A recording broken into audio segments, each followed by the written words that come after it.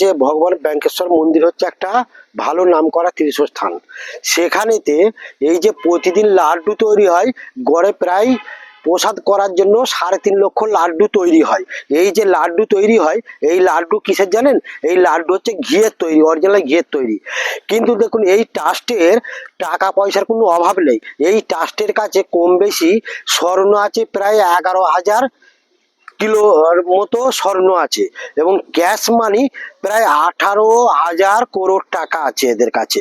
অথচ তাহলে কি এমন যে ঘিয়ের দাম কমানোর জন্য যে দেখা যাবে সারা বছর ধরে হয়তো যে ঘিটা সাপ্লাই দিতেন, যে হয়তো 10 কোটি টাকা কম পড়বে, যে ঘিয়ের দাম কমানোর জন্য এত কিছু করা হলো, সেখানে যে ঘি দিত সেই কন্ট্রাক্টকে বাতিল করা হলো, অন্য কন্ট্রাক্টরকে দেওয়া হলো।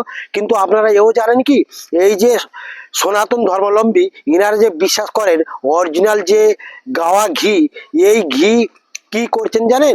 ইনারা এখন অয়েল মিক্স করা এবং আপনারা দেখবেন গায়ের চর্বি মিক্স করা, এই সব ঘি দিয়ে লাড্ডু তৈরি হচ্ছে। যদি টাকা এই ট্রাস্টের কাছে এত কম ছিল, যদি ইনারা চাইতেন, বললে পরে মানুষ যদি একদিন দান করে অন্তত 1 থেকে 2 কোটি টাকা দানের পর টাকা এখানে এসে যায়, তাহলে পরে এই সারা বছরে 10-12 কোটি টাকা কমানোর জন্য সেই কন্ট্রাক্টরকে বাতিল করে, অথচ এই মানুষের যে বিশ্বাস, এই বিশ্বাস ভঙ্গ করার কোনো মানে হয় না। এ নিয়ে এই ট্রাস্টের যারা অধিকর্তা বা কর্মকর্তা আছেন, ইনাদিকে বলবো আপনারা পুনরায় ভালো করে বিচার বিবেচনা করুন। কারণ আপনারা দেখুন, মানুষের মধ্যে যে বিশ্বাসকে নষ্ট করছেন।